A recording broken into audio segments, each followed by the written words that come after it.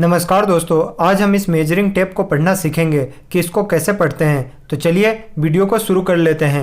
इस टेप के ऊपर यहाँ पर लिखा हुआ है 3 मीटर, यानी कि इसका मतलब है कि यह मेजरिंग टेप मैक्सिमम 3 मीटर तक मेजरमेंट कर सकता है। जस्ट उसके नीचे ही 16 mm लिखा हुआ है। इसका मतलब यह है कि जो यह मेजरिंग टेप है, यानी कि जो इसकी विड्थ है, जो ये टेप है, इसकी जो विड्थ है यहाँ से लेके यहाँ तक वह 16 mm है। तो उम्मीद करता हूँ आपको इसका मतलब समझ आ गया होगा। अब हम बात कर लेते हैं यहाँ पर जो 1, 2, 3, 4, 5, 6 ये आगे लिखा हुआ है, इसका मतलब क्या होता है। यह जो है यह सेंटीमीटर में है। जैसे आप देख सकते हैं 1, 2, 3, 4, 5, 6, 7, 8, 9 ये 10 के बाद 1 आया, मतलब कि आप इसे 11 पढ़ेंगे, फिर 12 सेंटीमीटर, 13, 14, 15, 16, 17, 18, 19, 20 इसी तरीके से आगे भी पढ़ना है। यहाँ आप देखें तो आपको पता चलेगा कि 1 सेंटीमीटर के बीच में 10 लाइनें हैं। 1, 2, 3, 4, 5, 6, 7, 8, 9 और ये 10 लाइनें। इसका मतलब यह हुआ कि 1 सेंटीमीटर में 10 mm होते हैं। ठीक है, आपको यह पता होगा कि 1 सेंटीमीटर में 10 mm होते हैं। अगर नहीं पता है तो जान लीजिए कि 1 सेंटीमीटर में 10 mm होते हैं। तो अगर पढ़ना है कि यहाँ पे 160 mm कहाँ पे आएगा, तो आपको उसके लिए पढ़ना पड़ेगा 10 सेंटीमीटर यानी 100 mm। उसके बाद ये हो गया 10, 20, 30, 40, 50, 60 यानी कि 160 mm हमारा यहाँ पे आएगा। इस तरीके से ही आपको पढ़ना है। चलिए अब हम देख लेते हैं, अगर हमें कोई बोले कि 240 mm की लंबाई नापो तो आप कैसे नापेंगे। तो उसके लिए आपको सबसे पहले देखना पड़ेगा 20 सेंटीमीटर। 20 सेंटीमीटर मतलब 200 mm, क्योंकि 1 सेंटीमीटर में 10 mm होता है, तो 20 सेंटीमीटर में 200 mm। और यह हो गया 10, 20, 30, 40, क्योंकि 1 सेंटीमीटर में 10 mm होते हैं, तो ये 4 सेंटीमीटर मतलब 40 mm।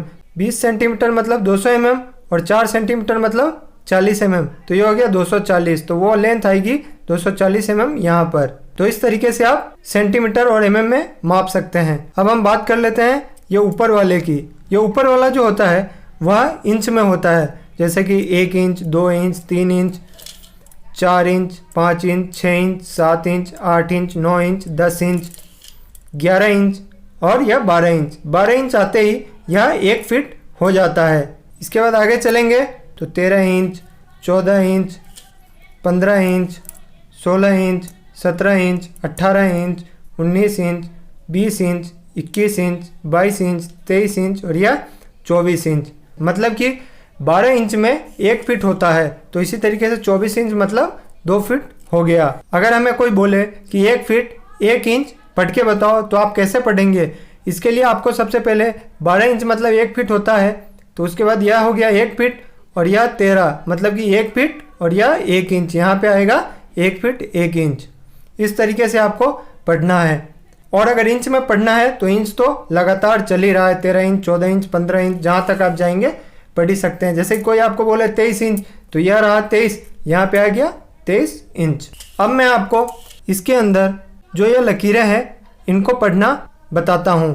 तो मैं यहाँ ले लेता हूँ, यहाँ 0 से 1 नहीं दिख रहा है, तो मैं ले लेता हूँ 1 इंच, जो कि है 1 से 2 के बीच। मैं इसे इस कागज़ पे बना लेता हूँ। 0 से 1 बराबर नहीं दिख रहा है, इसलिए मैंने आपको दिखाने के लिए 1 से 2 को यहाँ कागज़ पर ड्रॉ कर लिया है। और अब मैं इनके बीच में जो भी लाइनें हैं उनको पढ़ना बताऊँगा। 1 इंच को बांटने में एक ये लंबी लाइन है जो कि बिल्कुल बीचों बीच है। इसे हम किस तरीके से पढ़ते हैं, यह है आधा इंच। इसे मैं कागज़ पे बना लेता हूँ। अगर हम किसी चीज़ का मेजरमेंट करते हैं और वो यहाँ पे आता है तो उसे हम 1.5 इंच पढ़ेंगे। ठीक है, यह जो आधा इंच है, यहाँ पर आधा इंच है, इसमें एक और भाग होता है जो कि 1/4 इंच का होगा। इसी तरीके से यह आधा इंच भी 2 भागों में बटेगा, जो कि आएगा 3/4 इंच, यानी कि 1 इंच के 4 भाग हो गए। 1 भाग, 2 भाग, 3 भाग, 4 भाग। 1/4 के बाद एक और लाइन होती है जो कि होती है 1/8 इंच की।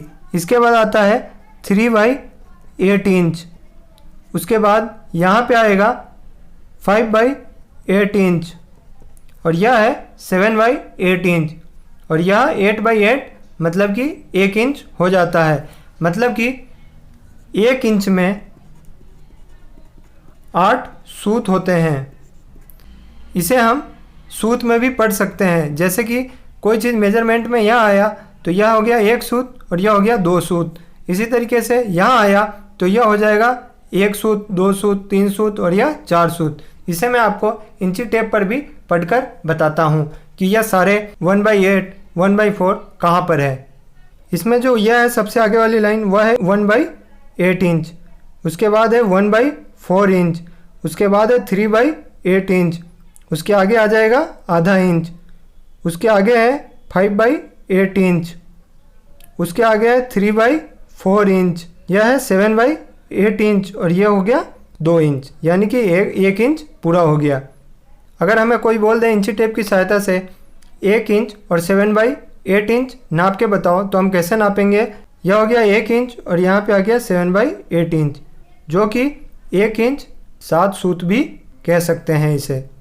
इसी तरीके से आपको कोई बोले कि 1 इंच 3/8 इंच नाप के बताओ तो यहाँ पे हो गया 1 इंच, यह हो गया आधा, यह हो गया 1/4, तो यहाँ पे आएगा 3/8 इंच, मतलब 1 इंच और यहाँ पे आ गया 3/8 इंच। इस तरीके से आप मापना सीख सकते हैं। तो यहाँ पे जितने भी लाइन है मैं उसका मतलब आपको बता रहा हूँ। मैंने इन बड़ी बड़ी लाइनों का मतलब बता दिया।